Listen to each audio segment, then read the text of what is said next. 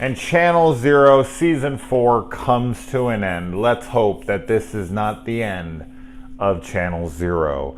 It had only been renewed for 4 seasons. Back when the first season aired, they announced a second, third, and fourth. They announced 3 seasons all at once. I've never seen that before personally. So this show got greenlit for 3 more seasons. And that's it. That's it. I can't believe it's already here, but that's it. Those 3 seasons are now done. They all came out within about a year and a half of each other, though. So it was a real fast one. That's what happens when you make 6 episode seasons instead of 18. You get 3 seasons instead of 1, right? And the show can be so much better paced. This is something I've said about American Horror Story and Walking Dead and whatnot. They're too long. They need to shorten their seasons. It tightens it up. It keeps it more tense and whatnot. The Walking Dead isn't as much about horror, but American Horror Story definitely is trying to be. Although this season of American Horror Story is fucking great. And it's in like episode 7 right now, so I guess I'm full of shit. I don't know what the hell I'm talking about. Anyway, so episode 6, Two of Us. As expected, Pretzel Jack makes his return, his triumphant return, and becomes the Terminator 2 Arnold in this. He is there to protect her now. She's not running from him. He is there to kick some ass. And when he comes out and he saws that guy's fucking face, man, I don't know. I jumped up. He like falls flat, kicks him in the balls, and he just, and this guy's face just falls open, and all this white gunk falls out. I did think that the little creatures. Now I realized what these guys were when I was looking at them this time, because I only got to see them for a split second in the last one. I could be wrong on this, but I'm pretty sure that he had drawings that he had done, and I think he had some like. They were like kids' crayon drawings of people, right? And so he was looking at all those things and he created these things. So he took some crayons and he made a blue person and a green person and a red person. And then these are those like crayon people. I wish we would have seen more of them. They didn't really do anything. The only thing they did was they killed the security guard, which is a great sequence. I loved it. It was awesome. It kind of reminded me of The Brood a little bit. If you guys haven't seen The Brood, check it out. Cool movie. But I just wish I would have saw more of them. I feel like there was a couple missteps in this season, but overall, I thought that this was an excellent season. And if this is the end, hey, it ended on a high note. It never had a bad season. No End House is the one that disappointed me a little bit. Maybe because it was coming off of something I loved so much and the hype of it and whatever was just too much to live up to. Maybe with a rewatch in the future, I will enjoy it more. I did still like it, but it was the one season that left me feeling just a little underwhelmed. And while there are things in this I may have changed and whatnot, I just thought that a lot of the climax in this wasn't, it didn't hit its full potential. There was just little things. I was like, that was a little lackluster. I would have liked to see more from the crayon people. I would have liked to see a little bit more of Pretzel Jack fighting against. Like, I would have liked to see Pretzel Jack. That would have been the perfect right there. You just combine the two. You got Pretzel Jack kicking some of those crayon people's asses. And when he would cut them open, they would bleed that color that they are. That would have been a cool effect, right? And it would have looked like melted crayon as they cut them open. That would have been a great effect, right? So we would have gotten more Pretzel Jack. We would have gotten more of those creatures. I just think that was a little bit of missed opportunity there, but nothing that ruins it by any means. So we get a fake Tom in here, which she falls for, but he's acting real weird. It's a little Stacey Nelkin action. Little Ellie Grimbridge from Halloween 3. It ain't her, man. It ain't her. It's a fembot. But yeah, she is with him, and he's just like, this is his moment. He gets to kiss her as if he's her husband in that moment, and he kind of gets what he was looking for. He wants her. And we find out that he even made a her for himself, but eventually let that thing die as well. But one thing, a really cool, quick attention to detail is she stabs, or she kills the other Tom, the fake Tom, and the other Tom, the real Tom, comes in and smashes his head. But she gets some of the blood on her, the white blood or whatever. And when you see her later in the episode throughout the rest, she's wearing this like jean jacket or whatever, and there's just like little splats of the blood from these things like on it. And it wasn't just him. I think she killed someone else, but the blood on the sleeves, I just thought was a really cool attention to detail. Just thought I'd point it out really quick. It's silly, but I liked it. But yeah, that saw through the head. Holy shit, that looked great. And then him stomping on his own face. Can you imagine seeing like a copy of you, like The Thing or something, and then you just like going and smashing its head with your foot? I don't know.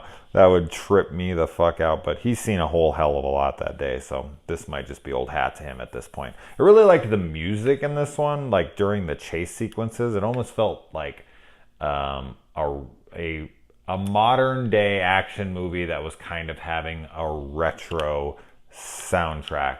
Like it's action-y, but horror-ish as well. I haven't heard the Guest soundtrack in a little while, but I think that's kind of how that sounded. I don't know. I dug this soundtrack though. Anybody else like this one? I thought it was cool. Maybe they used it in the other ones and I just didn't hear it, but that real intense fast stuff there when they're getting chased through the housing track, which the housing track is always a good, like the uncompleted housing track is always a good setting. Remember it in like Lethal Weapon 3 and in Slumber Party Massacre 2, and there's a lot of places where they use that unfinished homes location, and I just always dig it.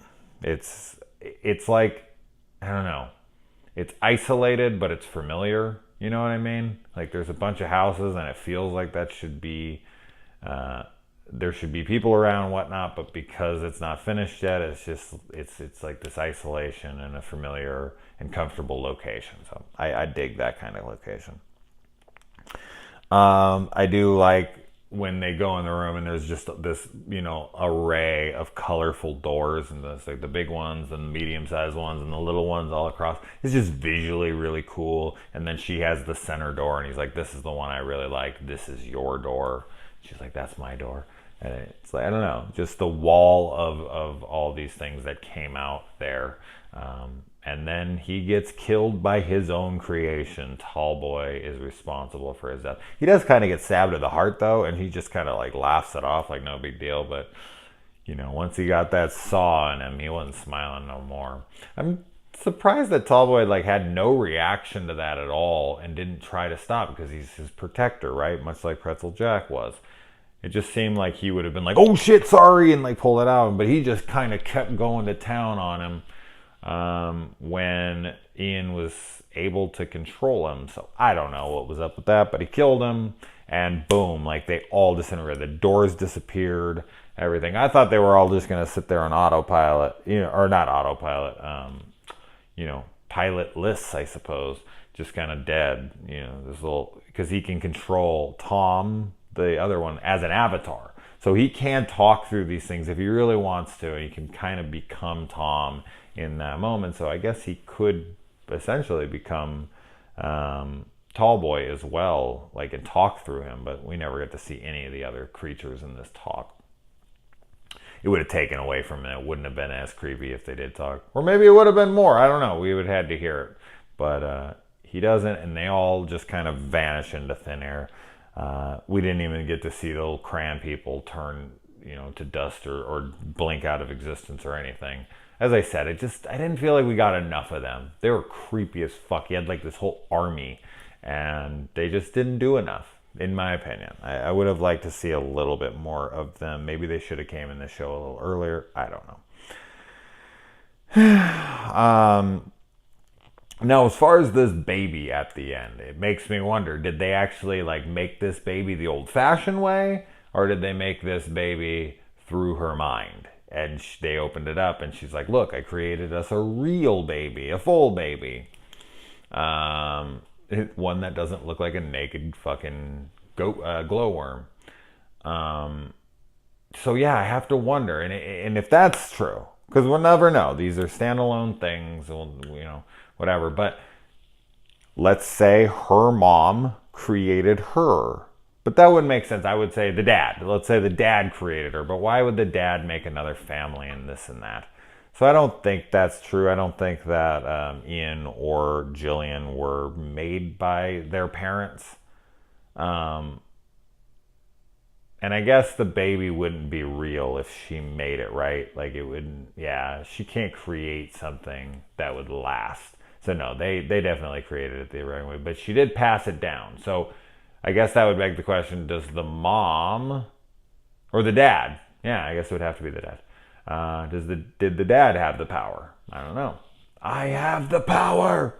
I'm just spitballing here. I just finished fucking episode 5 seconds ago, so that's it, man. I'm bummed. I'm excited that I got to watch it all. I'm kind of like, it was that bittersweet thing. They were like, we're dropping the whole thing on the same day. And it was like awesome, but at the same time, like, shit, that makes it go quicker. And who knows if we'll get another season. Not enough people watch this amazing show. If you are watching this and you're a big fan of this show, please promote the fuck out of it. Please go on whatever forum you have, whatever friends. If you have any friends that are into horror, anything, please implore them to watch this show. Whether or not it gets renewed at all, doesn't matter. This show deserves to be seen. As many people watch the American Horror Story and The Walking Dead and whatever, they should be watching this too. You know, nothing taking away from those shows. I know a lot of people hate on The Walking Dead and whatever. I don't care. That's not what I'm getting at in the slightest. I'm just saying this show deserves that level of attention, and it's just not getting it.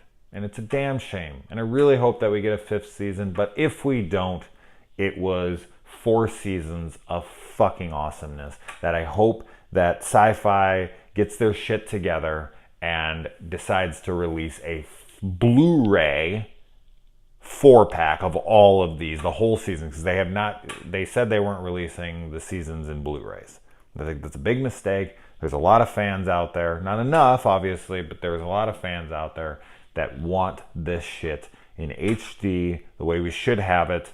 Make a 4-pack happen. If this is the end of it, give us the complete series in a Blu-ray pack. Guys, what did you think about this season? What is your favorite season if you've seen them all? I'm guessing now I should probably rank them.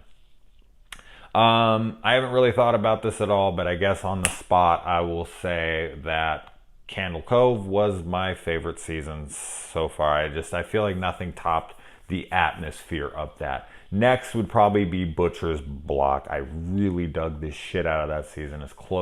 That's like a really good contender for my first spot right there. Like those two, they're tough.